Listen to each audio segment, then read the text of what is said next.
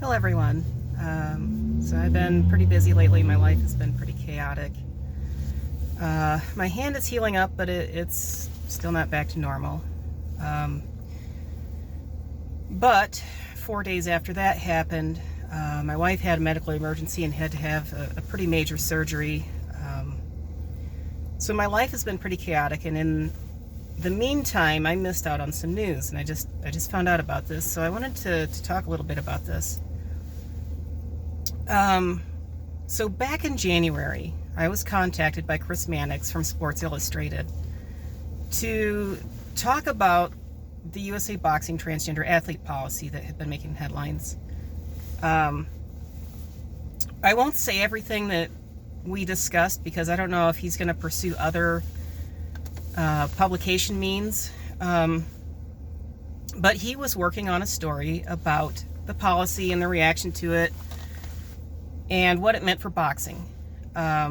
Chris is a senior writer for Sports Illustrated. He primarily covers boxing and basketball, and so boxing was in his wheelhouse, and so he was covering that.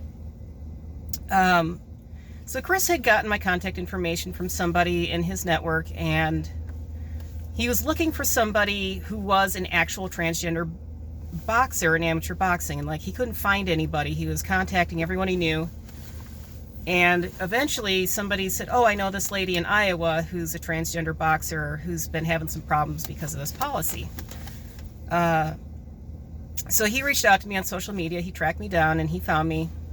And so we did a phone interview in January, and he had some really great questions, and I really wish this would have got published.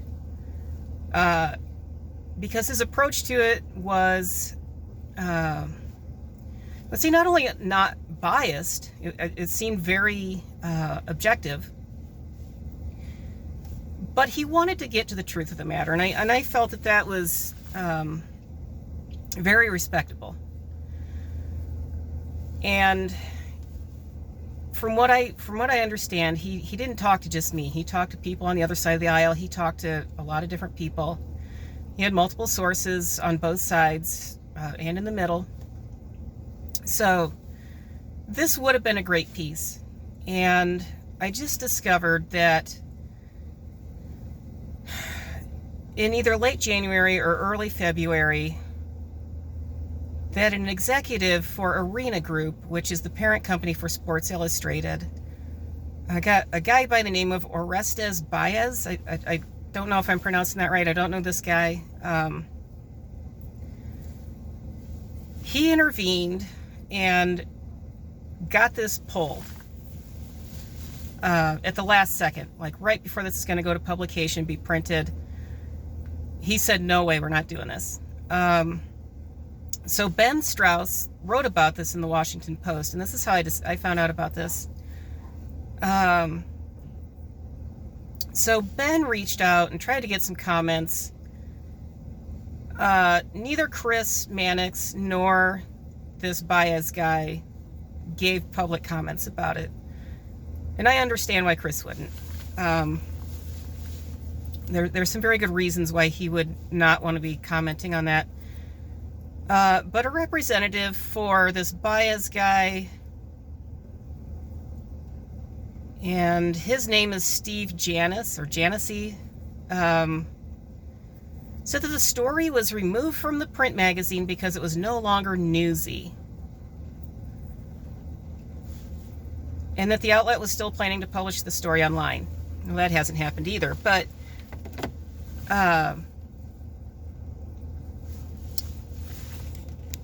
what I wanted to say about it is,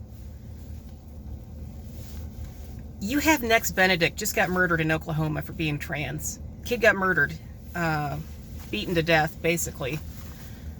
Apparently died the following day,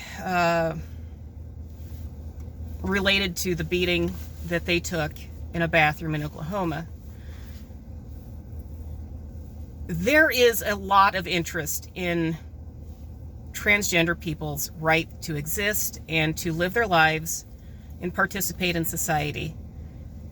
And for this guy Baez to say, "Oh, that's not newsy, nobody cares about trans people, we're not running a story like that,"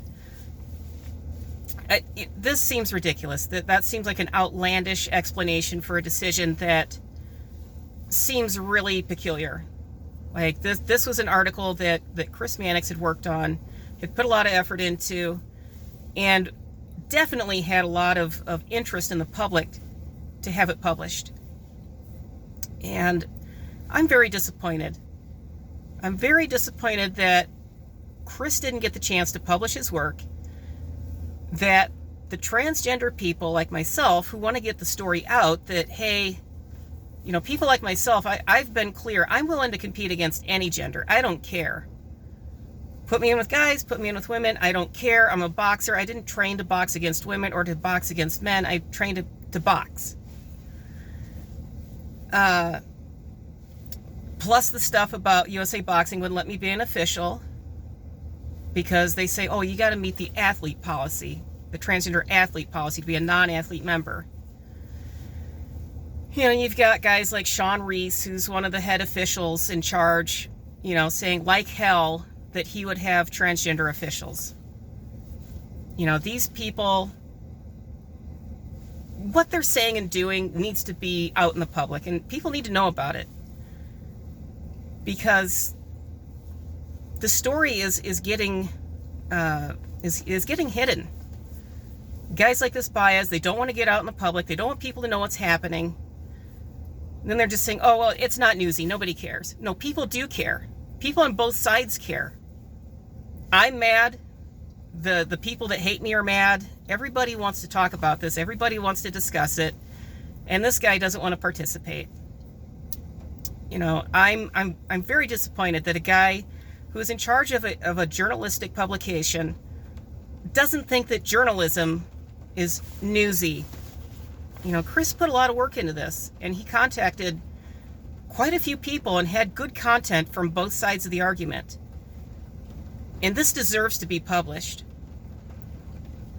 So I'm going to go ahead and publish this video. I don't know how many people it's going to reach, but even if you hate transgender people and you're against me, circulate this video. Get it out there. Get people talking. Because we need to talk about what's happening with transgender people in sports, because the people in charge of the media are not being honest. So, have a great week. I'm going to do my best to have a good week. Until later, bye.